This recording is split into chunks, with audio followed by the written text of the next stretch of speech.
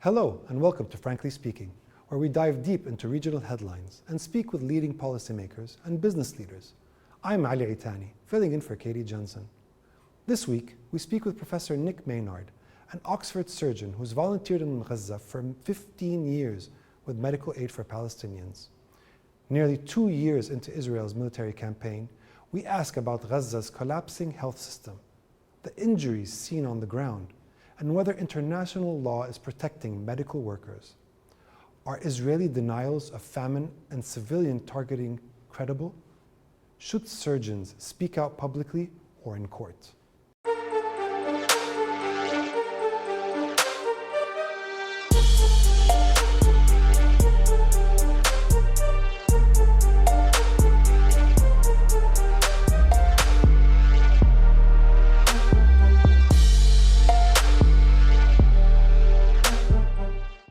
Doctor, thank you very much for joining us. You've been a regular visitor to Gaza for 15 years now, including during the current conflict.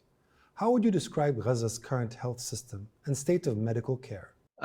It's in a terrible state. It's been almost completely dismantled by the Israeli military assault. It's always been a challenging place to practice healthcare, to provide healthcare, even before October 2023, because of the massive restrictions put on the Gazan economy, the lack of resources going in, the blockade by Israel. But it's been much worse over the last 2 years. And of the several trips I've been in Gaza since October the 7th, 2023, each trip has got much, much worse. So on the last trip I was there just a few weeks ago, the health system has been almost completely destroyed. And even in Nasser Hospital, where I was working, which is the last remaining major hospital, that's only very partly functioning. The lack of resources make it incredibly difficult to practice medicine there.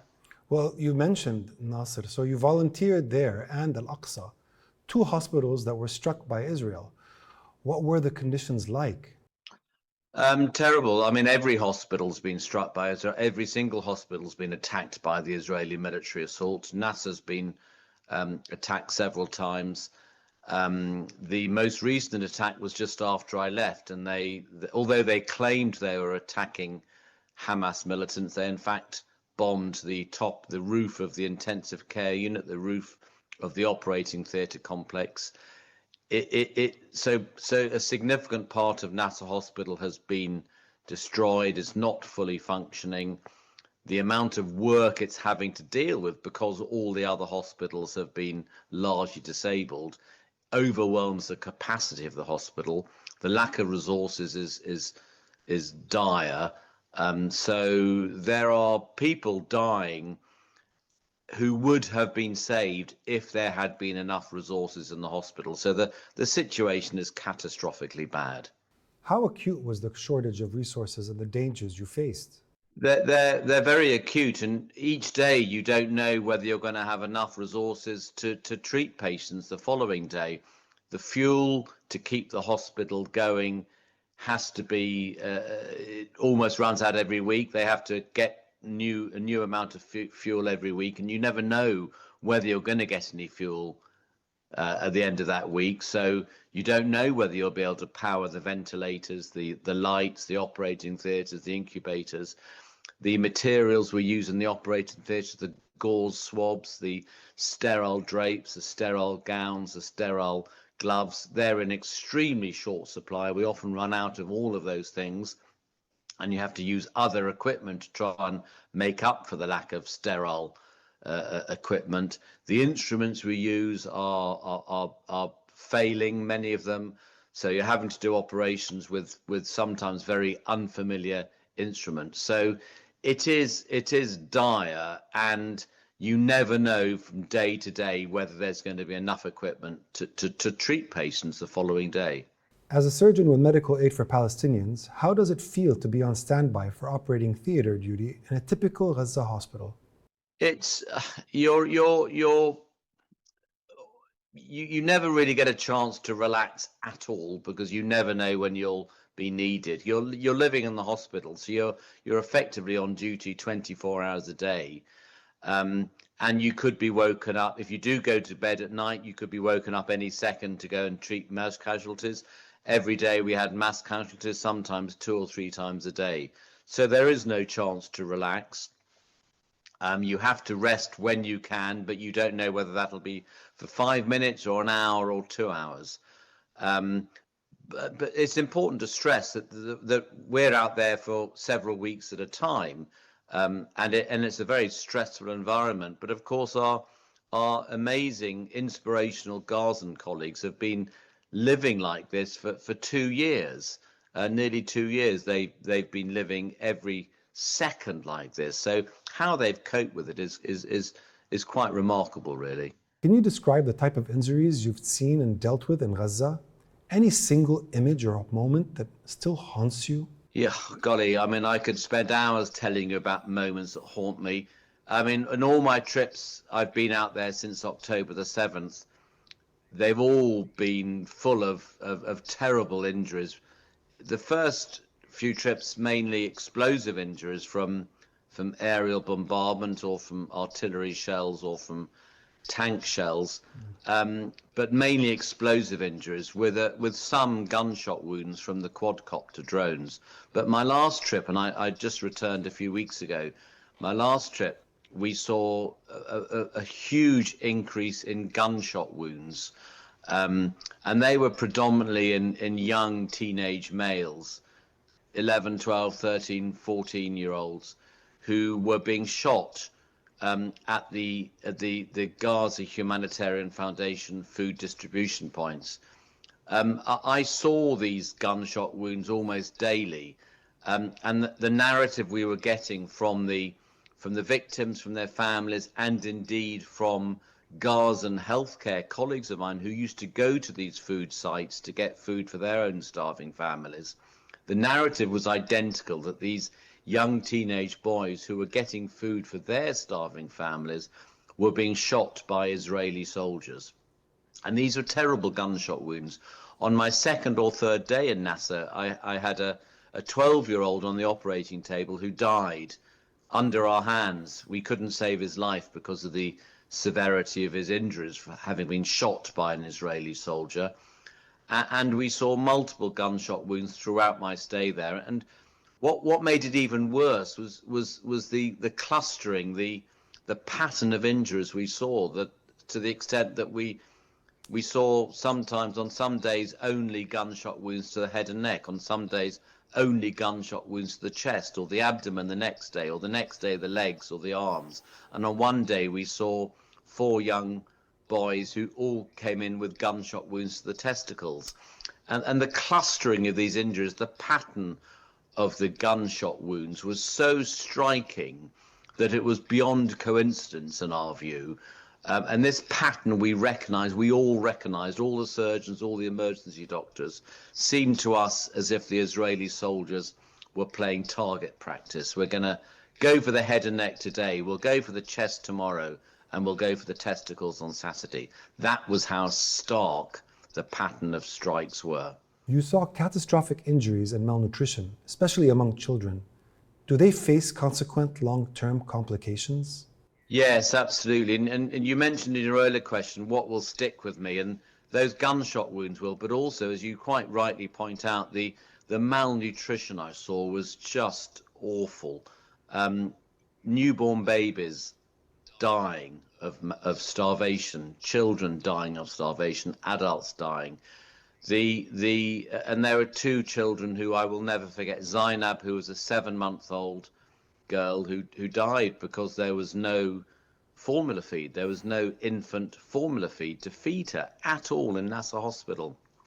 And while she was dying, American doctors I knew who were coming into Gaza with formula feed in their luggage.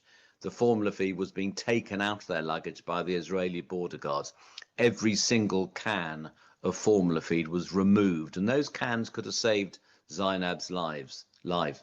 There was Habiba, another 11-year-old girl who I will never forget, who I spent all night operating on once because she had such a bad explosive injury that shattered her lower esophagus. And I spent the whole night repairing her esophagus, only for her to die 4 weeks later because we couldn't get the right nutrition to feed her. So there are many children dying of starvation, but there are many children who are profoundly malnourished, who are experiencing severe developmental delays. They'll experience physical developmental delays, but also terrible neurological, mental development delays. And these, of course, will have profound long-term consequences. So even if there was unlimited food going into Gaza today, there would still be catastrophic consequences from the existing malnutrition for many, many years to come. Many reports and your own testimony have described attacks on hospitals and medical infrastructure. Did you get a sense these were targeted and methodical attacks? Most certainly. I was in Al-Aqsa Hospital last year when I was operating in the operating theatre, and we'd been told that morning by Kogat, the liaison branch of the Israeli army, that it was deconflicted, and I was operating and in the operating theatre next door to the intensive care unit, and that was attacked by an Israeli missile. Nasser Hospital's been attacked many times, Shifa Hospital, all the hospitals have been attacked, and this Israeli propaganda that they are only targeting Hamas militants and that they are targeting the hospitals purely because Hamas are using them as command centers. The evidence they provided for that is that they provided no verifiable, no credible evidence. And indeed, they are killing innocent healthcare workers and indeed patients in these hospitals. I was in Gaza in May 2023, 5 months before the events of October the 7th. I'd gone out there for a week to carry out cancer surgery, and we were caught up in a massive aerial bombardment from Israel when Islamic Jihad were firing rockets into Israel. And we witnessed with our own eyes how sophisticated the targeting of the Israeli bombing could be. We saw with our own eyes in Gaza City specific rooms, specific floors of buildings being taken out by the Israeli missiles, and the collateral damage was limited. There was some, but it was limited. Roll forward to post-October the 7th, we've seen whole communities, whole towns, whole camps being destroyed by indiscriminate bombing. And this is not targeted bombing. This is not protecting civilians. This is a widespread attack on the whole infrastructure of living in Gaza. You just described these shots as target practice. How did the local population react to such behavior? Well, they're shocked, of course, but they're not surprised because they've been witnessing this. They've been experiencing this for nearly 2 years. There is no doubt amongst those that live in Gaza and amongst those of us who travel to Gaza, there is not one shred of doubt that the Israeli military is targeting innocent civilians and committing war crimes on a daily basis. So, yes, everyone is shocked that they go to even more extreme, depraved measures, but none of us are that surprised because they've been doing it for 22 months.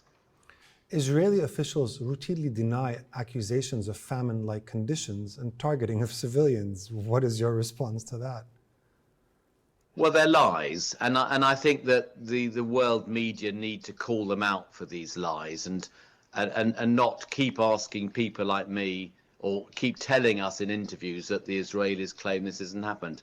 They have provided, as I've said earlier, no remotely credible evidence, no verifiable evidence that to support those statements. And I think our government, our media need to call them out to their face and say, no, you are lying about this. We have multiple eyewitness testimonies from healthcare workers from abroad who've been in Gaza and come back with photographic evidence, with detailed testimony. So they need to be called out and they need to be told to their face that we know you are lying, we know this is not true. Israel has repeatedly justified strikes on Gaza hospitals by alleging Hamas uses these facilities. Should they be rejected outright? In exactly the same as my response to your previous question. They need to be called out and told, we know you are lying about this. We have no evidence from you that that is the case. You have not provided us with any verifiable or any credible evidence. And we have multiple eyewitness testimonies from hundreds upon hundreds of foreign healthcare workers who have seen no evidence of that. I was in Nasser Hospital just a few weeks ago, just a week or two before it was bombed. I had unlimited access to every single square inch of that hospital. It is inconceivable to me that it was being used as a Hamas command center. The part of the building they bombed 2 or 3 weeks ago, which they claimed were targeting Hamas infrastructure, Hamas militants, it was the roof of the intensive care unit. It was the roof of the operating theatres. And then the second tap bomb was the entrance to the main emergency room. I know those areas intimately.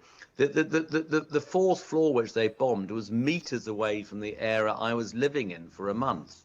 There are no Hamas militants there. It's inconceivable those areas are being used as command centres. So yes, they need to be called out by our media and by our governments, and they need to say to them, we know you are lying about this. You have not provided any evidence, but we don't do that. Are you satisfied with international reactions to attacks on hospitals, be in Gaza by IDF or in Israel by Iran? I'm not satisfied by the response of our governments, our media. I think the language is changing, and I welcome that. But it is far too little and far too late. But we need more than just strong language. We need actions, and our Western governments have failed to do that, and they need to start instituting very clear actions to stop Israel carrying out this genocide. You've been awarded the Humanitarian Medal by King Charles for your work in Gaza. What keeps you going? Do you have plans to return to Gaza? I do intend to return. I've been going for 15 years. What keeps me going is my love for the people of Gaza. I've got many dear friends, people I would call family, who live there. I treasure the relationships I have with them. I love them dearly. Many of my friends have been killed out there.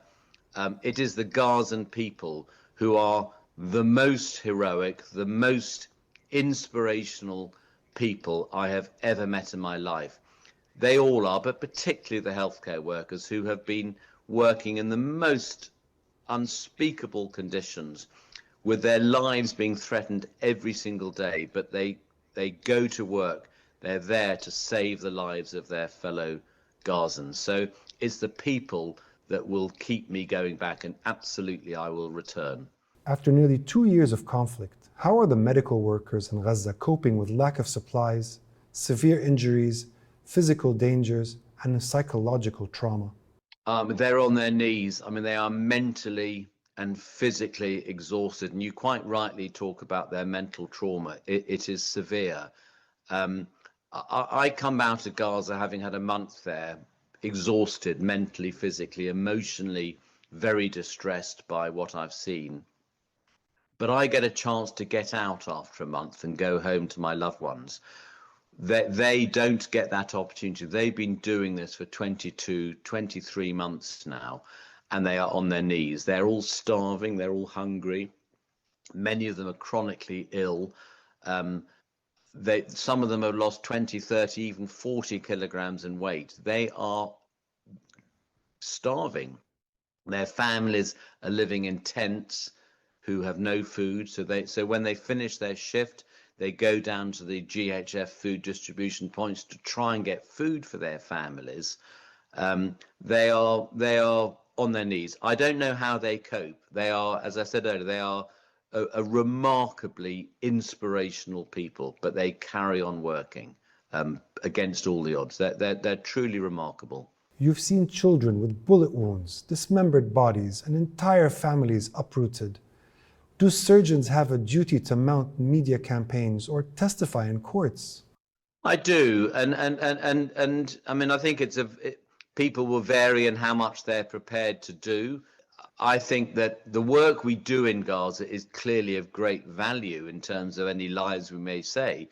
And without anyway trying to understate what we do there, what we do is a drop in the ocean compared to the atrocities that continue every single day.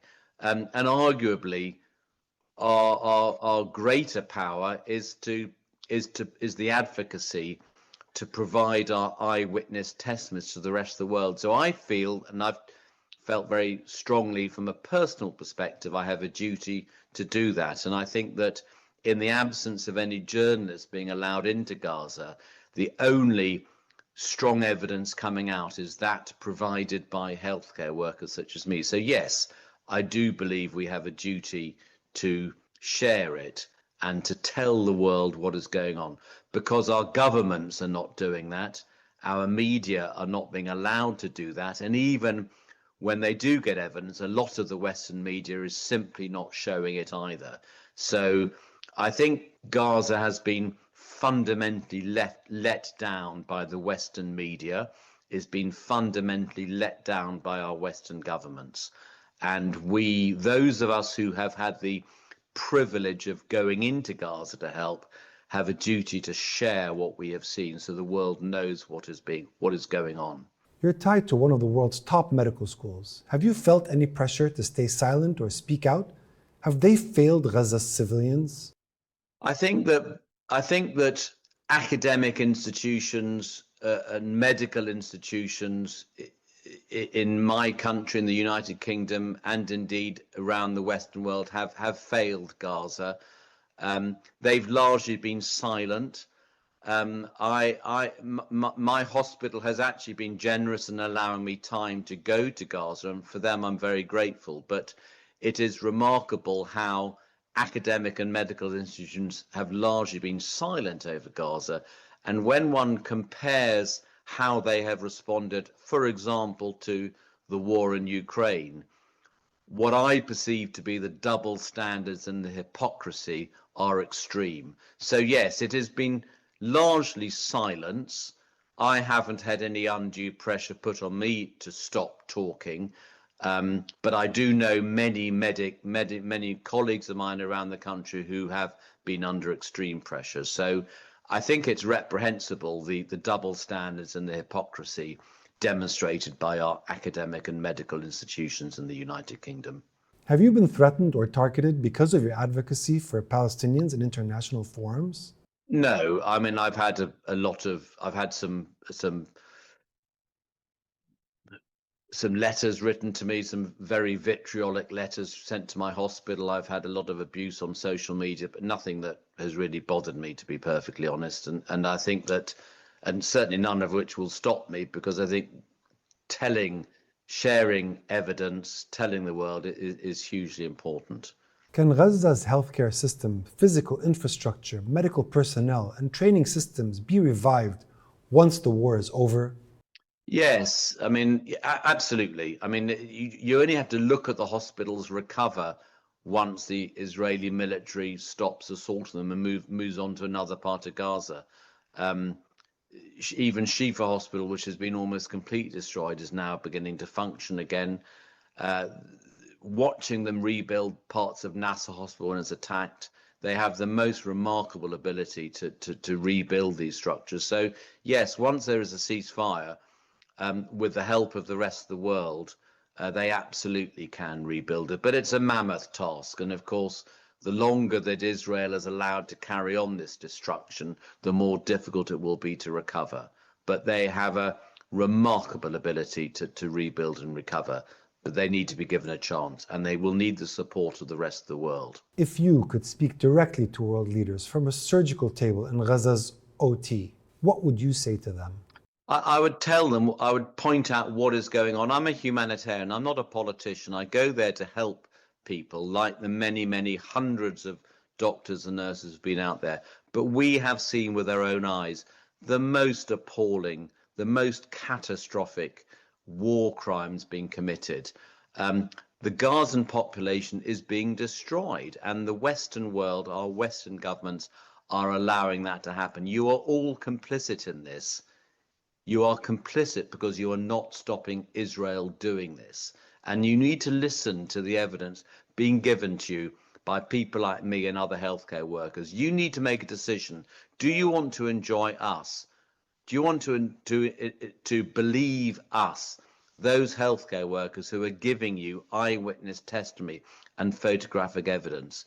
People who have no axe to grind, no political agenda, we're simply humanitarians. Or do you want to believe the Israeli propaganda, the lies that everyone knows the Israelis are producing? Propaganda for which they have not provided any verifiable or credible evidence. You need to make a decision who you want to believe. Doctor, thank you so much for joining us. We really appreciate it. Thank you very much indeed for asking me on today.